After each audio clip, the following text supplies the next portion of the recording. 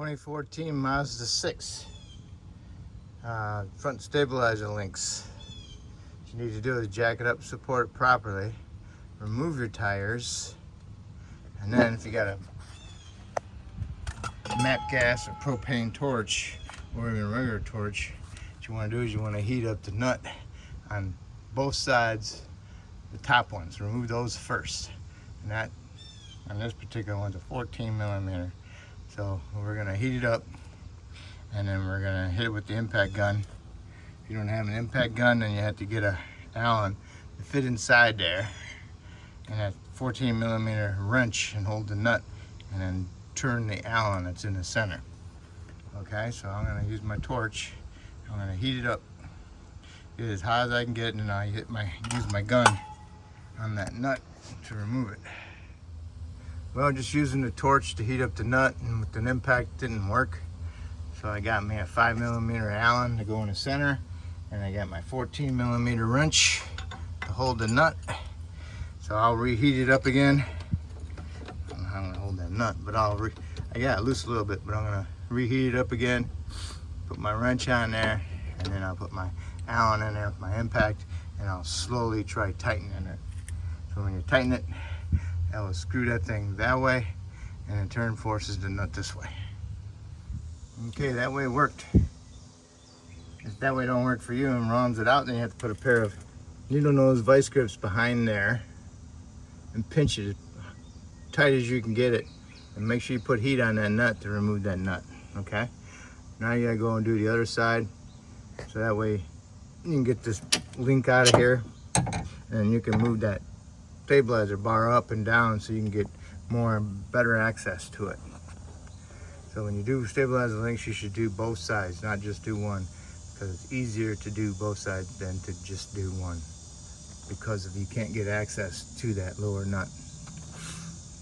Okay, here I am on the other side. I heated it up, but I can't get my wrench on here properly, and I want to round it off.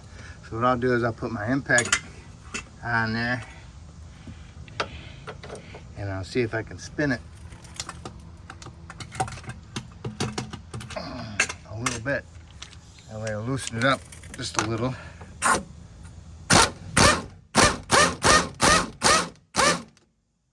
that way I can get my wrench in there. Okay. Now I can get my wrench in there. Okay, so now I know that. Now I'm gonna go ahead and reheat it, and then I'll tap my Allen in there with my little hammer, with my hammer, because you just place it on there. It's not gonna just go in there because it's full of dirt and crud. So you gotta tap it in there, then you can put your impact on there. But you gotta put your wrench on there first though. Okay, I got it hot. Got my wrench on there, put my Allen on there. Now I'm gonna tighten it up.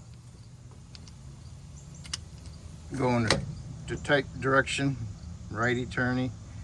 Okay. Okay, so I gotta go and hold the wrench. Alright, you see how that worked? Alright, so when you're using a torch, make sure you know where the flame is going, you know, because you don't want to heat up your CV boot or your tie rod end boot. Okay, so here I am, I'm heating it up. Been heating it for a little bit now. So now this is what I'm gonna do. I'm gonna take the torch away. Make sure it's not pointing towards me. Grab hold of this thing. Grabbing hold of it. Now it's coming. Comes right off. Now you can get your vice grips. Put your vice grips on there. Go over that boot. Get a good grip on it. Too tight. Loosen up just a little bit. Not enough.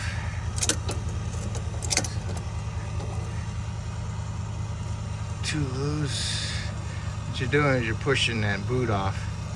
So it's still working on it.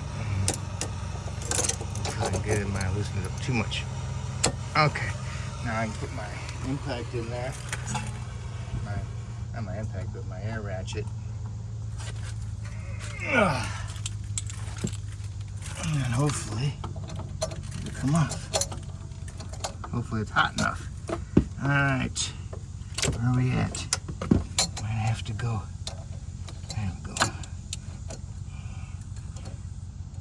Yeah, going the wrong way, towards me. So I'm gonna need 2 hands.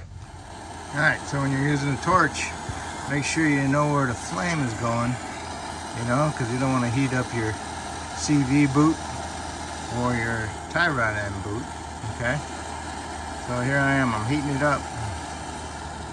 Been heating it for a little bit now. So now this is what I'm gonna do. I'm gonna take the torch away. Make sure it's not pointing towards me. Grab hold of this thing. Grabbing hold of it. Now it's coming. Comes right off. Now you can get your vice grips. Put your vice grips on there. Go over that boot. Get a good grip on it. Too tight. Loosen up just a little bit. Not enough.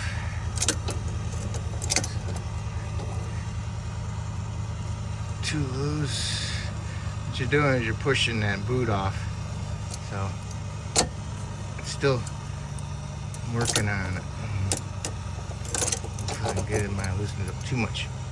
Okay, make sure you get them vice grips super tight with both hands. Break it loose.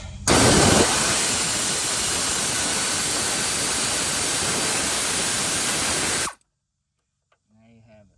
Okay.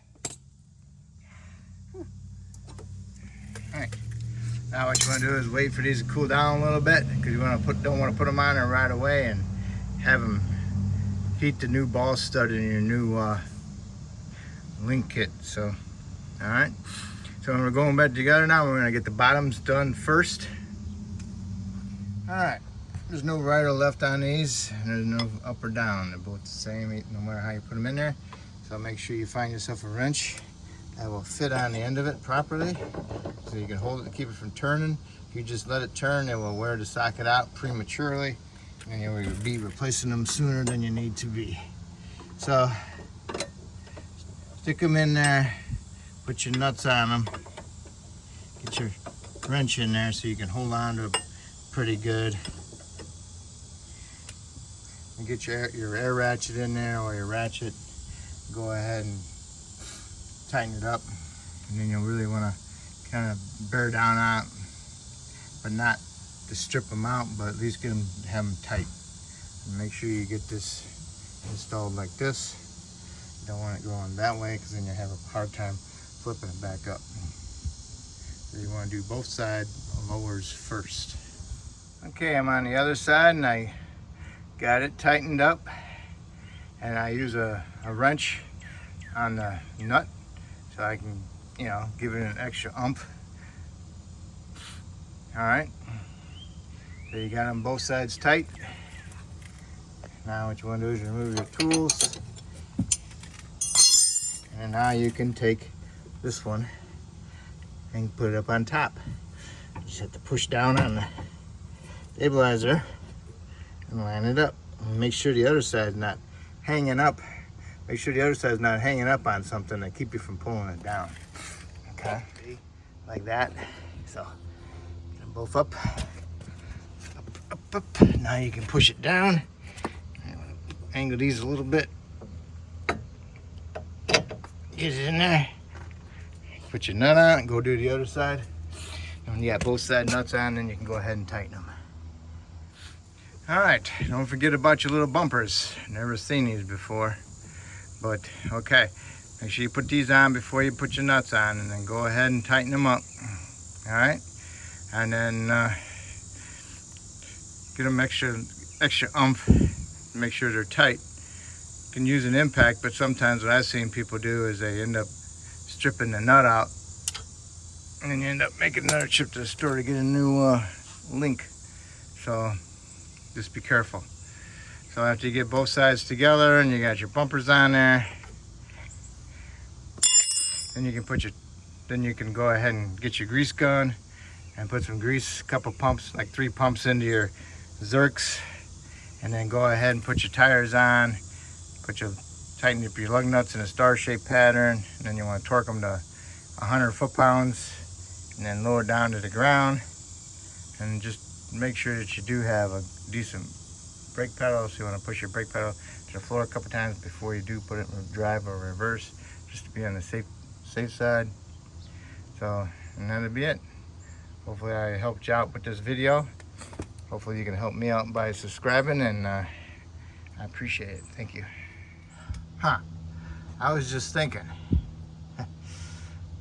instead of using the Allen and the wrench on the top, you could probably heat it up, get it hot enough that you could just pry off that link off that top ball stud, and then you can use your vice grips on the ball just like the bottom, and then remove the nut from the top. That's just a suggestion.